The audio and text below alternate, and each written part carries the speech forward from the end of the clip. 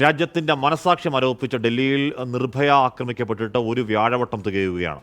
സ്ത്രീ സുരക്ഷയെക്കുറിച്ചുള്ള ആശങ്കകൾ ഇപ്പോഴും മാഞ്ഞിട്ടില്ല, മറഞ്ഞിട്ടില്ല. കൊൽക്കത്ത RG കർ മെഡിക്കൽ കോളേജിൽ വനിതാ ഡോക്ടറെ പീഡിപ്പിച്ച് കൊലപ്പെടുത്തിയ കേസിൽ 2 പ്രധാനപ്പെട്ട പ്രതികൾക്ക് ജാമ്യം കിട്ടിയത് കഴിഞ്ഞ ദിവസമാണ്.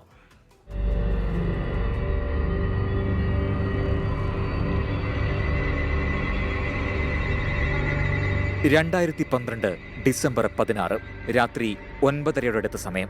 സിനിമ കണ്ട് സുഹൃത്തിനൊപ്പം മടങ്ങുകയായിരുന്ന 23-കാരി ഫിസിയോതെറാപ്പി വിദ്യാർത്ഥിനി നഗരമധ്യത്തിൽ ഓടിക്കൊണ്ടിരുന്ന ബസ്സിൽ വെച്ച് ക്രൂരമായി പീഡിപ്പിക്കപ്പെട്ടു. കൂടെയുണ്ടായിരുന്ന ആൺ സുഹൃത്തിനെ തല്ലിച്ചതച്ച ശേഷമായിരുന്നു ക്രൂരകൃത്യം. ജനനേന്ദ്രിയത്തിലൂടെ ഇരുമ്പുദണ്ട് കയറ്റി കുടൽമാലയടക്കം പുറത്തേക്ക് വരുന്ന രീതിയിൽ ആ പെൺകുട്ടി വഴിയിൽ ഉപേക്ഷിക്കപ്പെട്ടു. ദിവസങ്ങളോളം ആശുപത്രികളിൽ ജീവനു വേണ്ടി പൊരുതിയ അവൾ 13-ാം നാൾ മരണത്തിന് കീഴടങ്ങി.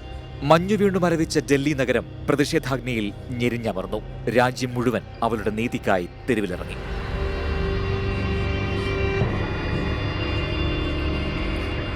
കേസിൽ പ്രായപൂർത്തിയാകാത്ത ഒരാൾ ഉൾപ്പെടെ 6 പ്രതികളാണുള്ളത്.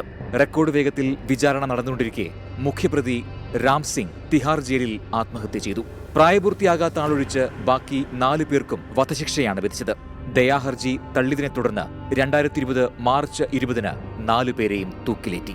സ്ത്രീ സുരക്ഷയിൽ ലോകരാജ്യങ്ങൾക്കിടയിൽ 128-ാം സ്ഥാനമാണ് ഇന്ത്യക്ക്. ഓരോ മണിക്കൂറിലും സ്ത്രീകൾക്കെതിരെയുള്ള 51 കേസുകളാണ് രാജ്യത്ത് രജിസ്റ്റർ ചെയ്യപ്പെടുന്നത്. കണ്ണീരോർമ്മയായി നിർഭയ നമുക്ക് മുൻപിലുണ്ടെങ്കിലും ഇന്നും ശക്തമായ സംവിധാനങ്ങൾ നമുക്കില്ലെന്ന് വീണ്ടും ഈ കണക്കുകൾ നമ്മെ ഓർമ്മിപ്പിക്കുന്നു. Research desk 24.